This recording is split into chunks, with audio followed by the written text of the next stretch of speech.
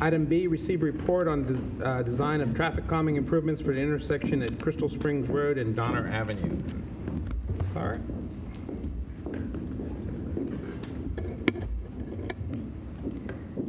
Good evening.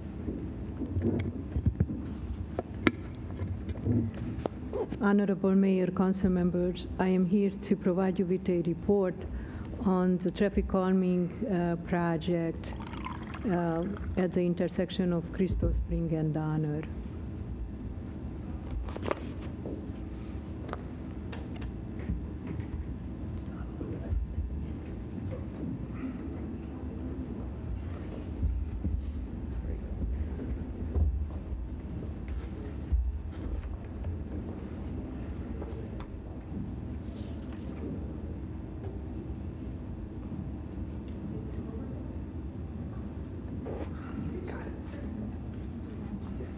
We get Tom back there. He'll help us. No, I got it.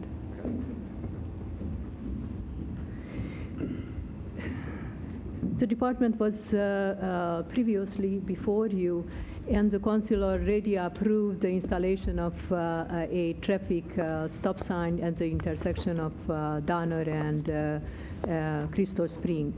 The purpose and the goal of the project was to improve safety at the intersection of Crystal Spring and Donner, and also to calm the traffic on Crystal Spring.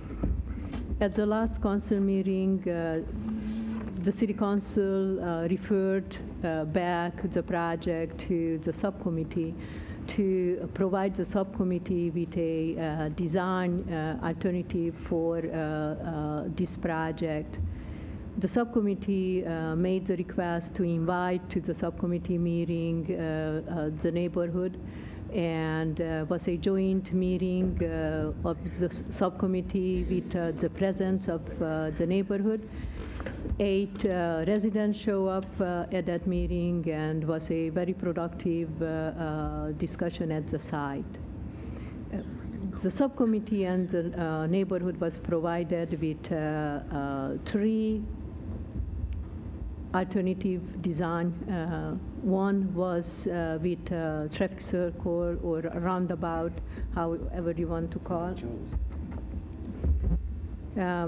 This second alternative was providing, instead of traffic circle, basically raised median on Crystal Spring with the intent, and enhanced traffic safety at the intersection with the intent to calm the traffic on Crystal Spring, approaching Crystal Spring and Donner intersection. The third alternative was providing a free right turn from Crystal Spring to Donner, enhancing the pedestrian environment at that intersection, providing increased safety for the pedestrian. Was the same alternative with a little bit blown out. You can see in more detail the design. Based on the discussion at the site, this alternative was overwhelmingly supported by the residents, and the subcommittee provided the department direction to proceed with the implementation of this alternative. The estimated cost for this alternative is around $25,000. In our budget for this year was included the design, not the construction for this project, but based on the fact that, as you recall, during a prior meeting, you approved the acceptance of a Lifeline Measure A grant funding for the Bel Air School traffic calming project. Will be available, that funding in our budget to implement this project this budget year, but next calendar year. It's our estimation at this time that this project will be implemented on not later than the summer of next year. If you have any question. Questions of staff? Yes. Councilmember Rivera? You did explain that the residents did overwhelmingly accept this option that you have up here. Although there was some concern, since there's a lot of crosswalk there, as far as crosswalks that are in relation to that new island that's there. So I'm just curious as to whether that's the best configuration for the crosswalk, or whether the crosswalk, or whether that island should probably intersect the crosswalk some, so that just in case a pedestrian doesn't make it all the way across, they can step up onto the island for some relief, other than being pretty much at the street level. I think there was some discussion about that, as far as right at that T, where at the top of the new island. How is designed, that is a raised island, and Right. I did forgot to mention that will be is designed with pavers. Doesn't show on the drawing, but will be the same kind No, of pavers. I'm fine with that design. It was just, That creates the possibility of a island that basically, if it's necessary, the pedestrian can stop on that island. Yes. okay. You don't typically have an island or a median extend into the crosswalk. I mean, I'm just thinking as you look up and down El Camino, the medians are just to the edge And of at the the, crosswalk. and at the edge of the And quite often crosswalk. you'll see people cross halfway, and Correct.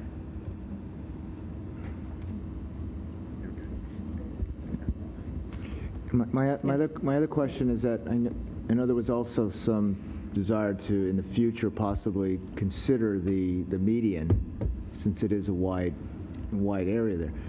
Is this configuration with this new stripe configuration, would we be able to, without reconfiguring, be able to place a median there at some point?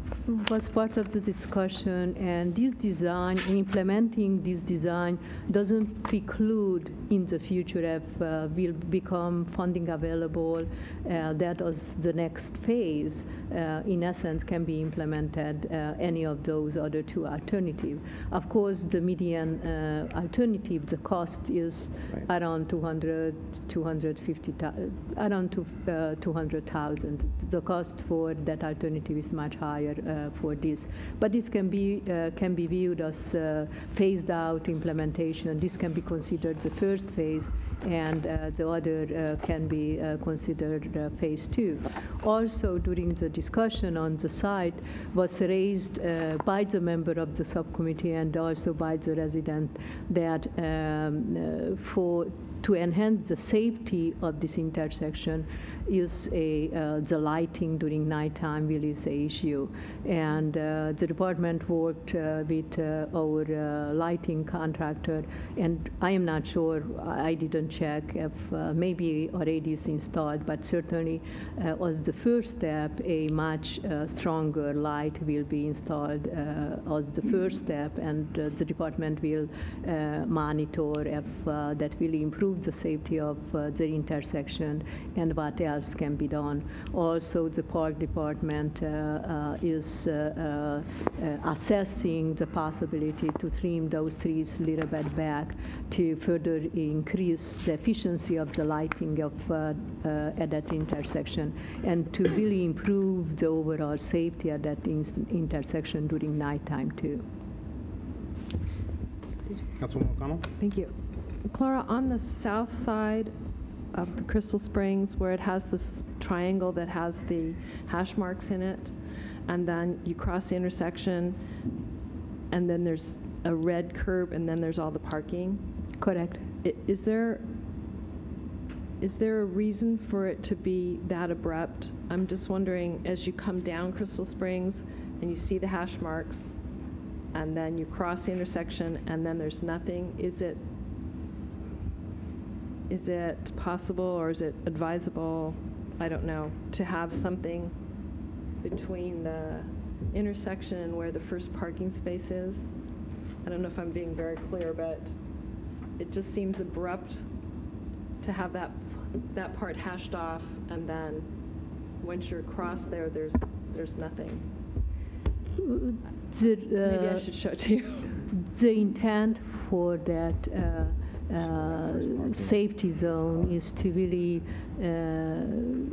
improve visibility for pedestrian, and that's the intent for that red curb at that location also, to make sure that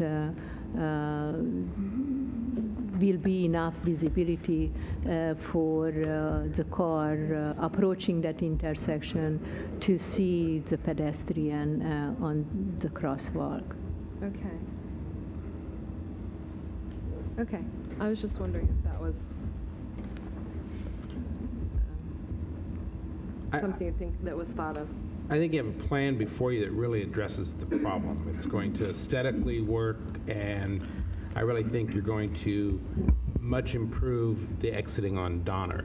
When you're at that stop sign on Donner, the way it currently is you sit back from the line of traffic, and in the morning and in the evening hours, there's a steady stream of traffic, and cars are racing out there in the morning trying to get ahead of the traffic coming up, and there's usually a stream of half dozen cars before someone can get through, and they can't really get a good clearance on that until they pull out into the lane of traffic, and this will correct that problem. I think this is an excellent plan, and it'll work, and aesthetically it'll look well. Through the chair. Councilmember Medina. Just very quick, I found what was the most intriguing was, even though it was a very cold night, cold day, that it was interesting actually going to the site and having the subcommittee, Councilmember Ibarra and I, meet with staff and the residents, and actually being able to visually be there and hear the other concerns that they had. And what I was most impressed was two things. A, the residents there and staff, and I think the subcommittee all came to the same conclusion, and that doesn't always happen often. So everybody believed very strongly on the plan that's before us. And the second thing is the residents that were there were also very mindful of the cost to the community, and that was on their mind as well. And they wanted something that was reasonable, cost effective, but also took care of the problem. And if there was a concern later down the line, they knew they could come back, and if things needed to be tweaked a little bit. So I was very happy with the process, because I think going out there and engaging with the residents and all of us seeing things one way, which is before us, was very enjoyable and a pleasure to have worked with as we did this, and it is long overdue. And City Manager Jackson, do you think we need a motion, or is this just okay just to accept, or should there be a motion? It would be helpful if the council made a motion. That would be great. So move to go ahead and approve and move forward. Second. Motion second. Any discussion? All those in favor? Aye. Aye.